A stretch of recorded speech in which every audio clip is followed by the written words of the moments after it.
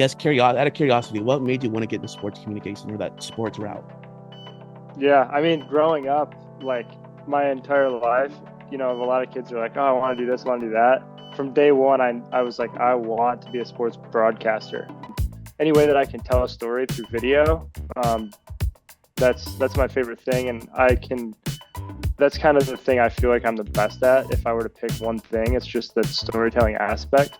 I was just gonna say like that. It's just kind of like one of those things that you never know how many sets you're gonna do with Rich, and so if it's your first time working out with him, and he's like, "Yeah, we might do like 5 to 8 sets," you plan for the 8 sets because it's probably gonna turn to 10. Hey, what's up, folks? My name is Carter Hall of the new Carter Hall podcast. If you were with me with the What Really Happened podcast, anywhere from the beginning to the last podcast I did with it under that name, thank you for coming along. I'm super excited that you joined. If you're new, welcome, obviously. I'm super excited. I wanted this new podcast with my name, the Carter Hall podcast, to be something with a little bit new environment, if you will. I wanted to be more of a locker room vibe to it, if that makes sense, because I grew up an athlete. I still do CrossFit, so I wanted to have the same stories, if you will, have the same entertaining stories and conversations that us athletes have in the locker room. Sit back, enjoy the time, and kind of shoot the breeze, if you will. So hopefully, I can still catch that same energy, if you will, and harness it. So that's what I want the Carter Hall podcast to be: is something fun, something exciting, and just go on from there. Today, as I mentioned, I do CrossFit. I've had CrossFit athletes in the past, CrossFit coaches, nutritionists, different people within the field, within the area, of CrossFit and fitness. So I'll moving with this podcast today, I've had the media director of CrossFit Mayhem, Scott Vander Sloot, on the podcast. We sat down and talked and had fun. He's over in Cookeville, Tennessee, doing his thing, throwing stuff down and doing his thing, entertaining people and doing it in a great way. So we sat down and talked about just what he did. So I'm going to quit talking, now quit rambling. But moving forward, my new podcast is going to be a little bit more of a different flow, if you will. We're going to have fun with it. A little bit of a different setup, format. Not too crazy from the past, but just want to do something fun. But nonetheless, I hope you have fun with this podcast. There may be more podcasts of me just shooting the breeze, as like I said earlier. Yeah, more interviews, more fun stuff, more content. So y'all be on the lookout for that. And I'll definitely be talking. See you at the podcast. Peace. What's up, everybody? Scott Vander Sloot. Thanks for coming on, man. It's such an honor. We met back in October at the 806 Classic here in my hometown of Amarillo. It was such an honor to actually come up and talk to you guys because I'm a big CrossFit guy. And having the Mayhem guys, Rich and everybody, Luke Parker, you and everybody come down, it's really cool to see y'all work out and do your thing. And I came up to you and asked for advice because you gave me some solid advice. So and just watching you from afar, man, I got to learn a lot. So man, just thank you again for the advice and thank you for coming on, dude. Yeah, thanks for having me. We always love coming down to Amarillo too. So we'll be back in May or June for 24 hours in the canyon, and then again for the 806 event. So yeah, we're big fans of Amarillo. Heck yeah, man. I mean, it's just an honor to have y'all too. Like, it's super cool because like I got to not so y'all came down for the I believe the Feed Clothes Love event or something like that a couple years ago. Yep. And Yeah. I got to watch all there. That was my first time seeing you guys in action. I know you. I think Ritz has been here years past, but that's my first time, like 2023, I believe. Oh, 2023 Yeah, as we well were too. there that year. Yep. Yeah, so y'all came down that year, and I was my first time coming in, and I was trying to make make my own little vlog about it. Trying to be in this media game. So, um, not as big as Scott over here, but obviously trying to get something off and running. But so I remember getting some footage and walking up the staircase and uh quick little story. So my first time seeing Rich in person, um, I was like walking the staircase. I see one of my buddies from CrossFit 806 and Jaron. So Jaron, if he watches this, and he sees me, goes, "Hey, what's up, Carter?" I said, "What's up, Jaron?" And I happen to turn around. And I'm running. I'm kind of like walking right in Rich's running path. I'm like, okay, I'm a student. I'm gonna back off here. There's no way I need to be Rich's way. So I just kind of backed off, did my own thing. Okay, I'll just get out of the way. That's Rich Froning. So ever since then, I'm like, I've been hooked. I'm like, I need to be doing more stuff. So, Yeah, that's yeah, awesome. yeah. So thank you. But yeah, just watching y'all for the last couple of years, it's been pretty cool. Y'all coming down to Amarillo. Um, but man, like just for y'all, like for you, a little bit of journalism background about you, because obviously you're my guest on this podcast. Um, you a little bit of research about you. Tell me if I got any of this wrong. You went to school for sports communication, right? Yeah. Cool. So I got that right. I was making sure I had the right Scott. Yeah, So, yeah, yeah. uh, so what? Like, I'm curious too, because I am a very much a sports person. My degree is actually in media communication, so kind of similar there. What? Guess curiosity. Out of curiosity, what made you want to get into sports communication or that sports route? Yeah, I mean, growing up, like my entire life, a lot of kids are like, "Oh, I want to do this, I want to do that." From day one, I was like, I want to be a sports broadcaster. So that was the only thing I ever wanted to do, and so that's what I went to college for. And I enjoyed it a lot. And I did some color commentary with our hockey team. We had a Division I hockey team, radio, TV stuff, and then I did an internship at a TV station and did some freelance work for them. But along the way, my senior year of college, our men's basketball team, it's a Division II school. Our hockey team was Division I. Everything else was Division II. We went to the national championship in basketball, and I was behind the camera for the whole thing. And so that was my first long experience behind the camera and storytelling. And kind of from then on, I realized that I liked that more than being in front of the camera. So that's kind of where it switched. But my whole life, I thought being a sports broadcaster is what I wanted to do.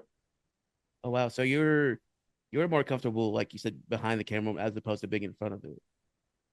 Yeah, and I mean, I'm comfortable in front of it too, and like I enjoy that stuff, but I enjoyed the broadcasting, like the live broadcasting with hockey a lot, the live event.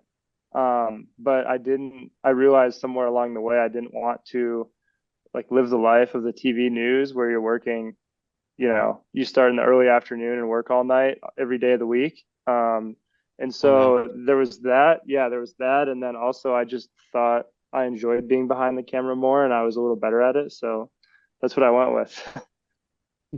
Heck yeah, man. I mean, whenever like I graduated from one of the college I went to, I kind of similar. I did an internship in color, like just did the same thing, similar, just color commentating and doing all the fun stuff. But I was more like growing up, I was always like that similar to you, like you said, like I don't mind being in front of the camera, but it's more just like I like putting like storytelling behind the scenes, if that makes sense. Like for me, so like when I see someone like you like doing stuff like the stuff you do with Mayhem, which we'll get to here in a second, but the stuff that you do, like all the stuff I see, like that's what I fell in love with from a young age whenever I was in high school. But I didn't know there was a route for that, you know. So like Hmm. you're like, what, there's a communications degree, and I got to watch people like you, the Buttery Bros, all these different people who are like doing stuff like chasing their dream. Like this is really cool. So the fact that like you said, broadcasting, working the news station and all that different stuff, like long hours, that's cool, but like there's other stuff here too. That's what I found more interesting, if that makes sense. Yeah, yeah, for sure. Yeah. So I was gonna ask, so was there any like life is gonna do funny things, right? Life is gonna throw obstacles and hurdles at you, but just was there anything for you that like any of those obstacles in like your early days of media, like you said in college, stuff like that, like any obstacles or hurdles that you had that like challenged you in a good way that helped you in the long haul? Yeah.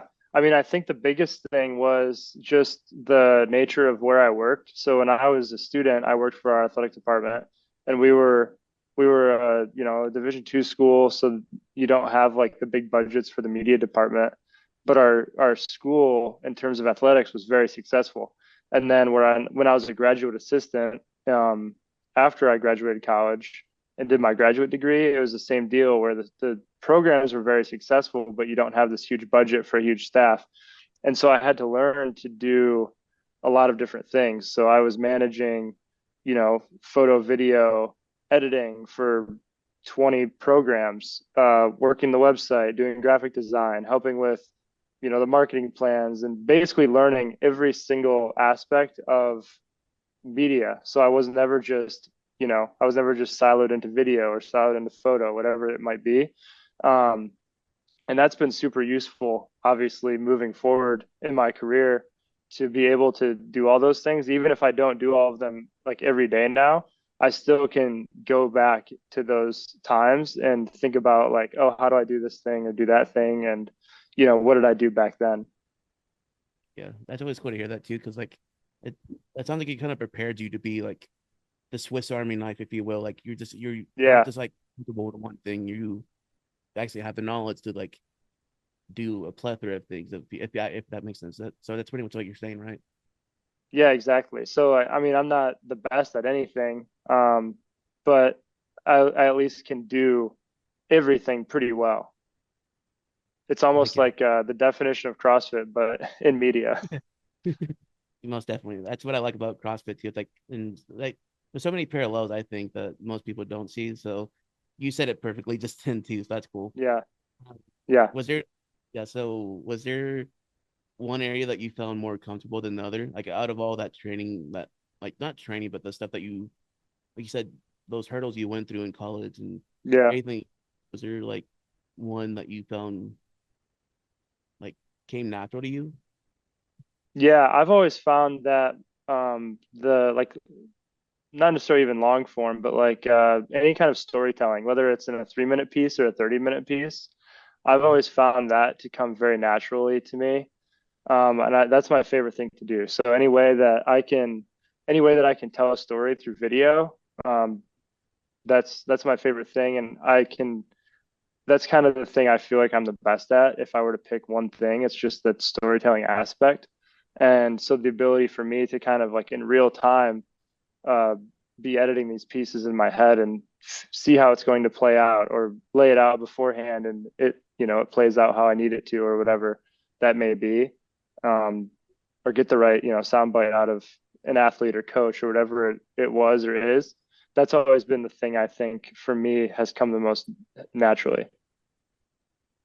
Man, that's pretty cool to hear. Like just getting like just like said storytelling, getting the right sound bites. I mean, it sounds like it was pretty interesting to hear that because like I said, just storytelling aspect is like I said, I that's where I found the meat of the story, if you will, the no pun intended. Hmm. But Yeah. hearing all of that too, it's just like, man, what can I make this do to make the storytelling possible? And that's whatever it is I'm telling, whether that translates something you did from college to now CrossFit. Kind of tying the knot on that, if you will. Um, you said making storytelling, getting the right things from the right coaches to, the right sound bites, this or that from an athlete. Um, you did something cool a couple years back.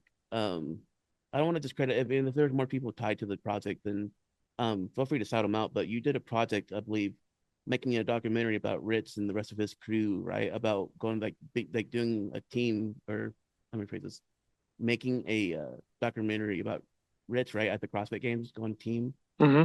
Yeah. So what was that transition like? This going from like like you're making this documentary for Mayhem now, from like, do you ever think back like to those college days, like, man, that's just been a crazy ride? Are you like pinching yourself at all?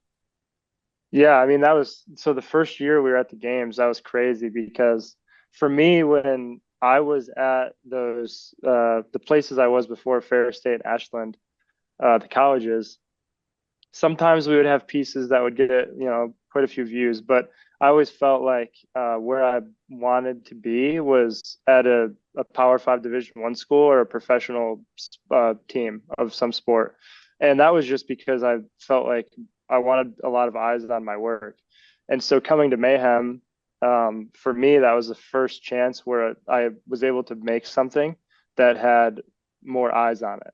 And so the games is obviously magnified, right? Like I'm filming, I go from, whatever I was doing to filming the greatest CrossFitter in the history of the sport. And every time I'm filming down the barrel of lane five, and everyone wants a piece of that pie. And so that year was the first time where I had a team to coordinate. and it was myself. Actually, I think it was just three of us that year. Myself, Ben Davidson, Bennett Looper, at the games, and Carlos took photos, and we figured it out. But that was the first time where it was kind of like, okay, I'm in control of capturing this content, telling people where to go, what to do, and showing that story the way that I felt it needed to be told. And so that was pretty cool to get to do that for the first time. So was that just coordinating in itself? Was that like I think of that and I think like this is was that ever like high stress? Like you said, you're shooting down the barrel of lane five, watching like Ritz and all everybody else compete. Like everybody wants to, like you said, everybody wants a piece of that pie. Was that like Yeah. ever high stress for you at all? Was that, or is that just something like I'm meant to be here? Or was that a little bit of mixture of Yeah. both? Like as a Well, person, like you said, from I sorry, go ahead. well, I was just gonna say for me, we actually it's funny you asked that. We were just talking about this. So for me, I don't really get stressed out in those situations. It almost like slows down for me because we were talking about it a lot of Palooza, me and the guys. My entire professional career has been in sports. So I've never filmed anything else for like much time, and so sports always happens so fast. In 2017, when I was freelancing for the news station that I interned at, the AHL team won the Calder Cup. So it's basically like the Stanley Cup for the AHL. And I was like, I had my TV camera. I'm right behind the glass when they win and they jump on the glass and everything's shaking, like the arena, the glass, everything. The next Taking year was when that men's basketball team made the run and they won the national championship. The next year, I filmed a national championship D2 football game and they lost. But then also that year, when I was at Ashland, our track team won a national championship. Um, and someone else did too. And then the year after was my where I went to college for the football team won a national championship, and then I was like into CrossFit. So there was all these big moments that I was like fortunate enough to just. It was none of my doing, but I was just happened to be there with a camera, and so I think all of those moments prepared me to be, filming in high stress situations with, a lot on the line. Like if you miss that shot, that's history, right? So you, you have to get it. There's no, redos at history. And so all of those things prepared me to be able to handle those situations, I think, and function at a high level. right. So that's a big thing too. Like preparation. You hit a lot of great things. So like preparation, like you said, so you're experienced in this area. So by the time you already got to the games, like your first games, you're prepared. It sounds like you're going through the motions. Not I don't mean that in like a bad way, but like you were Yeah. yes, it's a game. Don't like I'm not taking that away from you, but I mean like for those big moments you said Rich going and everybody else going for the win, like that title, but like hold on one second, I'm sorry. What a notification. So excuse me. So like you said, for that moment um you're already like prepared, like you knew like okay, like you said, there's no redos, there's no nothing like that. So you were prepared. You had your camera, you know what to shoot, and you said just coordinating the right thing and telling the people like where to be, right? Yeah. I mean, it's kind of like, you're a great basketball player and you take a ton of shots in practice, right? And in theory, you're prepared when the moment comes. The new thing for me was because a lot of the time when I was at Ferris or Ashland, I was alone, so I was kind of like doing my own thing, and so this was the first time where I had to manage people more or less. And like Ben had been at the games before, so that was super helpful for me. He was almost like telling me how things worked, which was good. And it was mine and Bennett's first time that year, but kind of being responsible for the three of us for the production of that long form piece was the first time I'd ever done anything like that. So that was the new part for me. But I think the good part is, like you said, being used to those high stress situations make it easier to do something new, which was the managing of, people. So that's like so managing people, that was like really for you like the main like not new but like in a situation like that where like coordinating really more so coordinating people like directing people like Yeah, let's do this let's make sure we get here like you said in the CrossFit space like like if you've seen enough workouts you've probably seen like you know what's going to happen like then again you don't know what's going to happen at the same time that's kind of like the right. beauty like you know but you don't know at the same time so you're just trying to coordinate people like okay let's go here let's try this trying to be creative Yep. trying to find that perfect Yep. shot. Yeah, and you're also like fighting whatever the access is at whatever competition, because you can only go in certain areas. So trying to figure out where the best spot is for different angles during, whatever the event is might be different than the next event. So you have to almost have a game plan event by event. So that's another thing that makes it difficult. So for you like and that's what this is something I want to talk about to you speaking of production and going to different areas this is something I did want to touch on so thankfully you brought it up but for you like was like when you talk about like just going to different places the people would like don't know really like think about is like more so about like your equipment and things of that nature because you're not just taking like a little DSLR maybe with you may be but like you're trying to get the perfect shot like but for you like what equipment are you taking like to these events like what take me Yeah. to that process if you Well, will like equipment wise. yeah. So that year we shot so we were in the process of building a studio that year and we already had our studio cameras, but the studio wasn't done. So we were shooting everything on Blackmagic Ursa Oh cameras. yeah. Um, and I mean, they're incredible, but they're pretty cumbersome to deal with. So it was like, in terms of like picture quality, it was great, but it wasn't the perfect setup for what we do, I wouldn't say. And so yeah, now I think we always like to kind of bridge the gap between the quality, but also the ease of use because it's so much run and gun. Um, and I mean, you can get this from any of the camera families, I would say, in terms of like what we do, but we shoot everything on Sony. So we have the FX3s, we have FX6.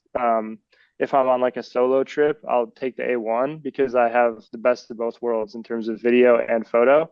Um, but if I know I don't have to take any photos, I really like the FX6 ergonomics of it, the internal ND filters. So it just kind of depends on the job. FX3 is like pretty similar to the FX6 in terms of the quality you're going to get, but the smaller form factor. So if I want to throw it on a gimbal without having to disassemble anything, I might use the FX3. So it's kind of like different tools for different jobs.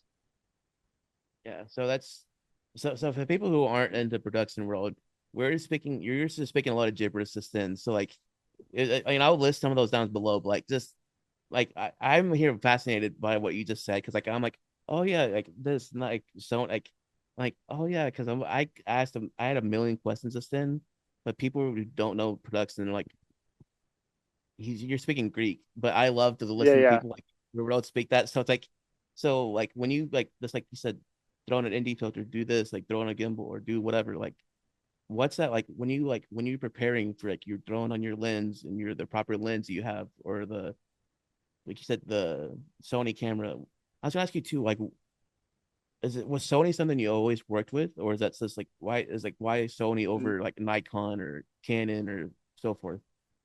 So actually, I used all kinds of random cameras before 2018. In 2018, I bought a Canon 1DX Mark II, and that was the first like really nice camera I shot on. Um, and then we shot on those Black Magics. But really, the reason we went Sony was now I think a lot of like everyone's pretty much caught up, especially Canon, but they had the best options for um, like that form factor of the FX3 and price point and quality. It was just the best option. And they perform very well in low light. Again, like Canon has caught up to this point. They honestly have like better lensing options to some extent.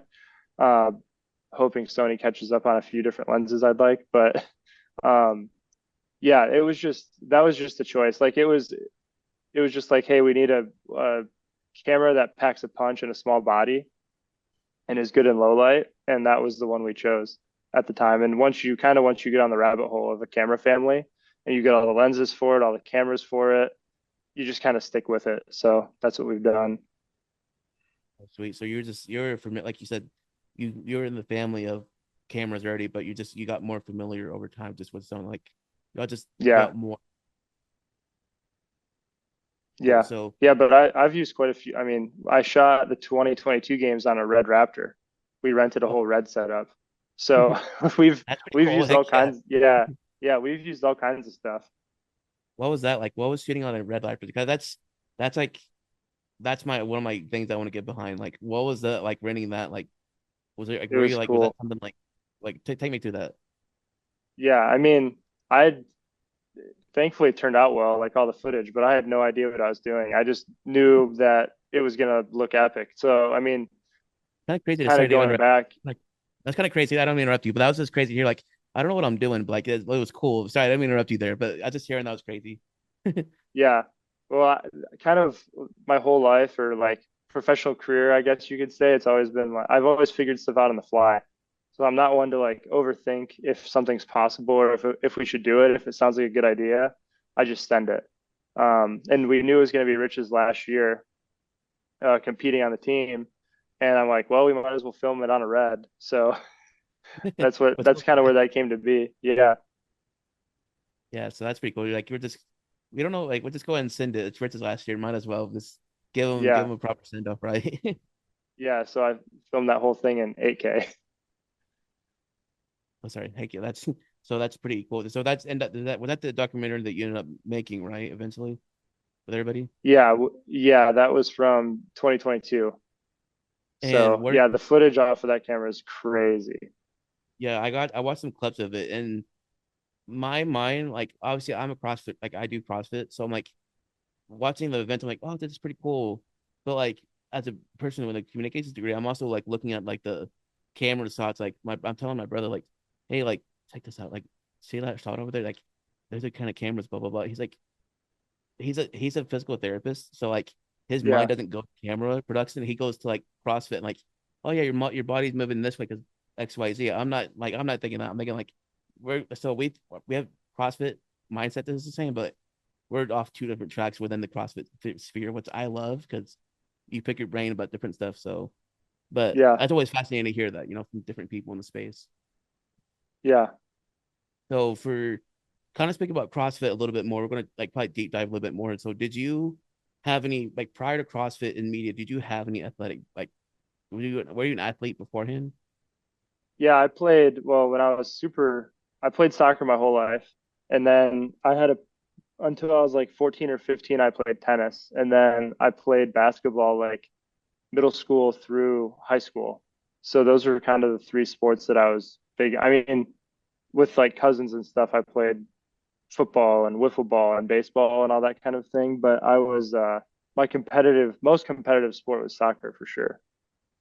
Oh really? So where like what position did you play? Like how long like was that like how long like what position did you play first? And two, like how long have you played? What did you play? Yeah. I started playing when I was like four, maybe 4 or 5, like almost Yeah. as soon as you can. Yeah. And I played midfield for some time and then I was a forward.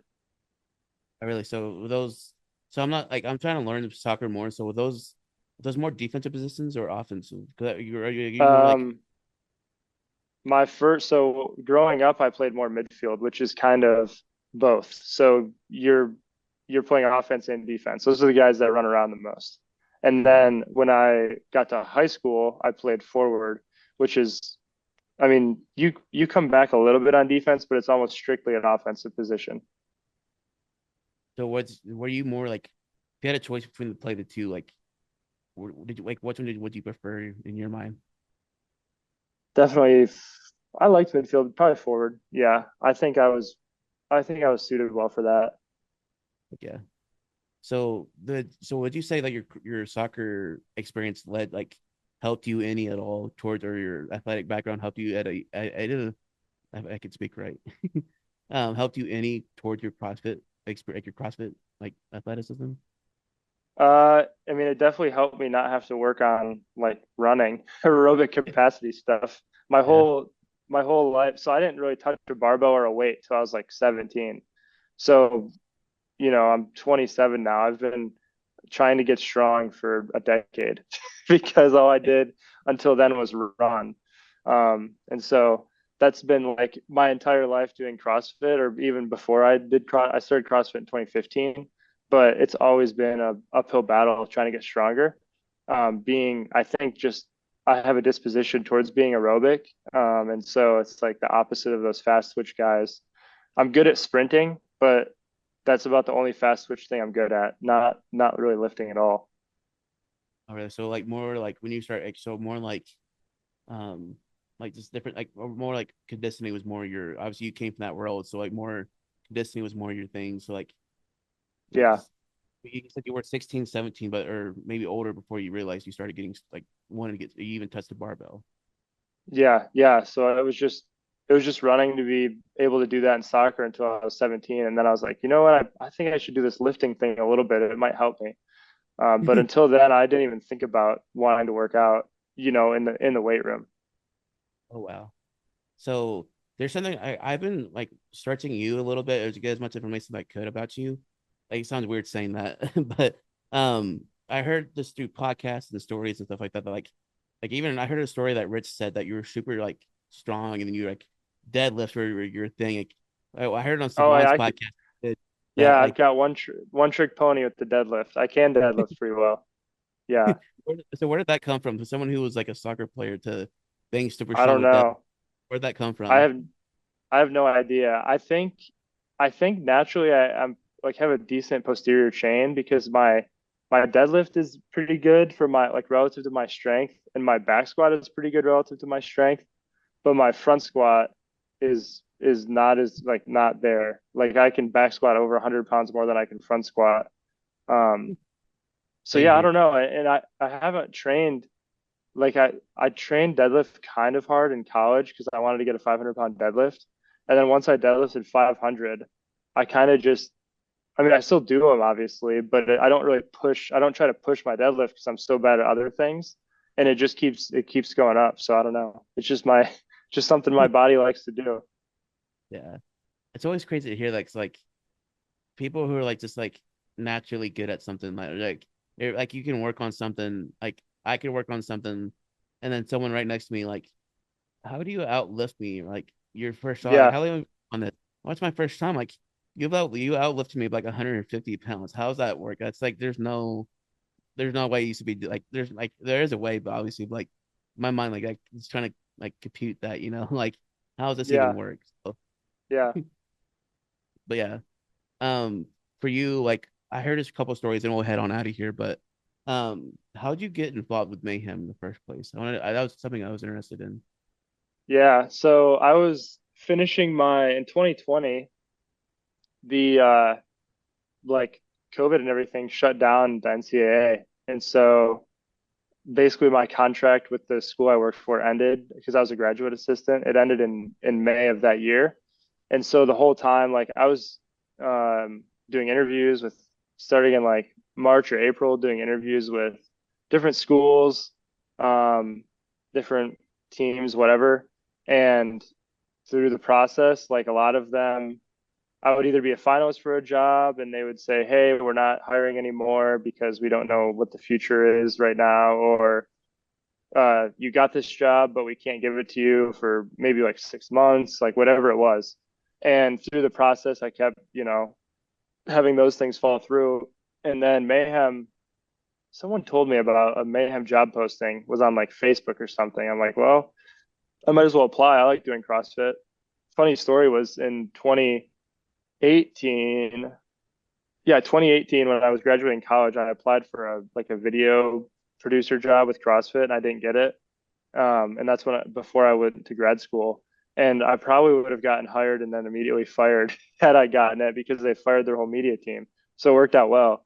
But but fast forward to 2020 and like June maybe I interviewed, or July, came down to Cookeville after my like phone interview with Rory, and I came down to Cookeville, met everybody, and they were like, "Yeah, so how quick can you get down here?" I was like, "I mean, I got nothing going on."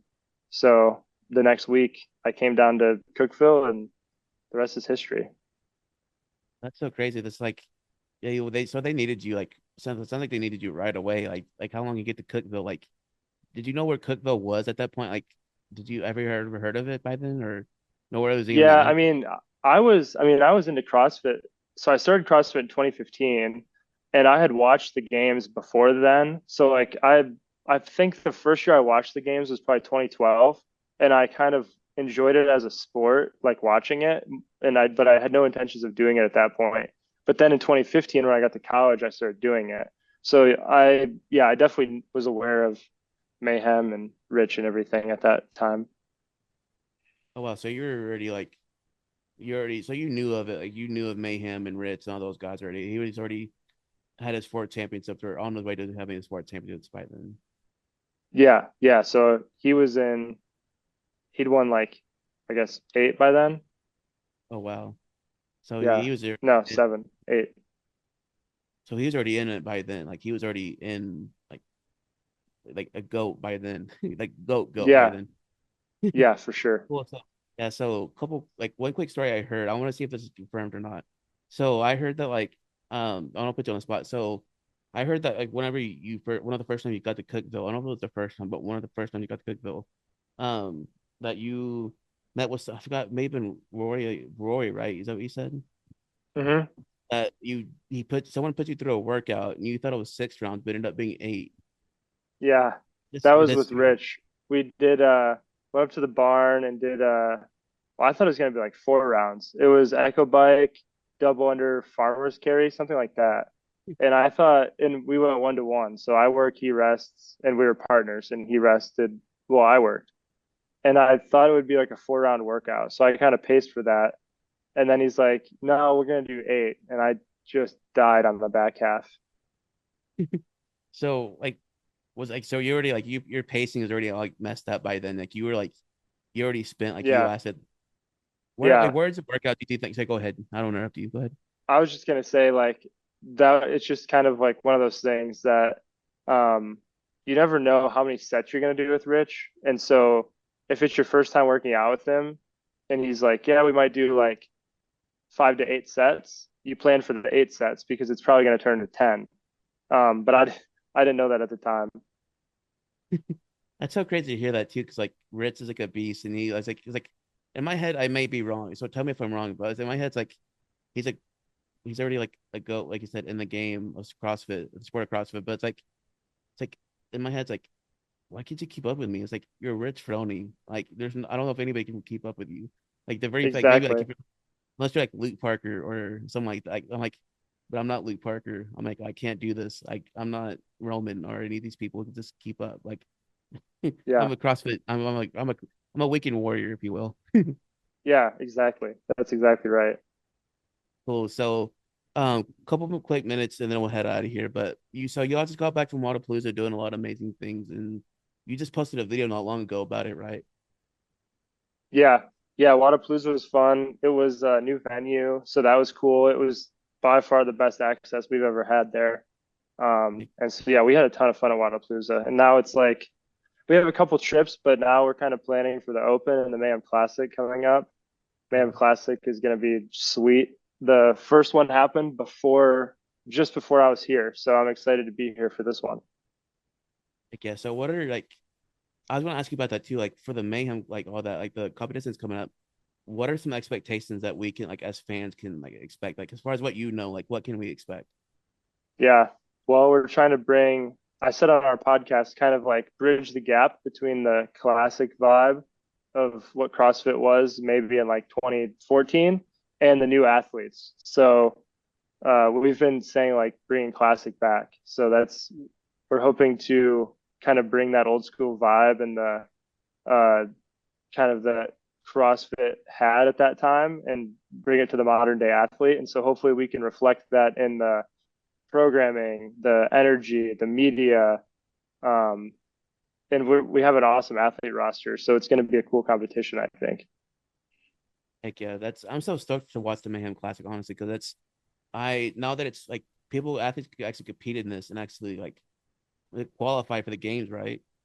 Yep. Yeah, exactly. So 2 men and 2 women, the top 2 men, top 2 women, assuming they get top 1% in the open, which they should, will qualify for the CrossFit Games. Heck yeah. Well, Scott, it sounds like you and the media team are going to be busy this next couple months. That's just me.